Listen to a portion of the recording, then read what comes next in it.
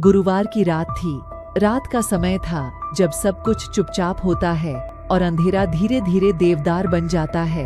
एक छोटे से गांव में एक अजीबोगरीब हवा छाई हुई थी जो लोगों को अचानक से डरा देती थी।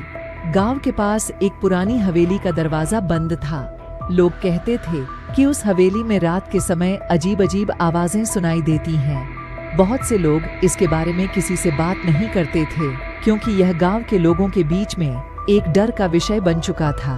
एक रात गांव का एक युवक राजू ने तय किया कि वह हवेली में चला जाएगा और देखेगा कि क्या सचमुच वहां कुछ अजीब हो रहा है या नहीं। उसने अपने दोस्तों को बताया और उन्हें साथ लेने के लिए कहा।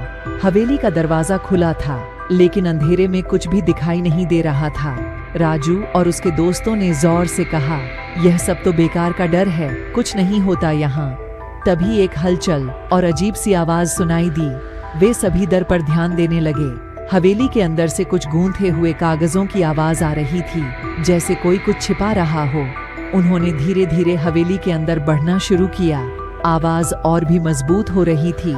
जब वे एक कमरे में पहुंचे तो वहां देखा तो वहां पुरानी किताबें रखी हैं और वहां से आवाज आ रही थी। राजू ने एक किताब खोली और पढ़ना शुरू किया। किताब में लिखा था कि यह हवेली एक समय की सफल लेखिका की थी जो यहाँ अपनी रचनाएं लिखती रहती थी। उसकी आत्मा अब भी यहाँ है और वह लोगों को अपनी कहानियों सुनाना चाहती है। राजू और उसके दोस्तों ने महसूस किया कि यह आत्मा डरा नहीं रही थी, बल्कि उसने उन्हें अपनी कहानियों के माध्यम से सिखाने का प्रयास किया।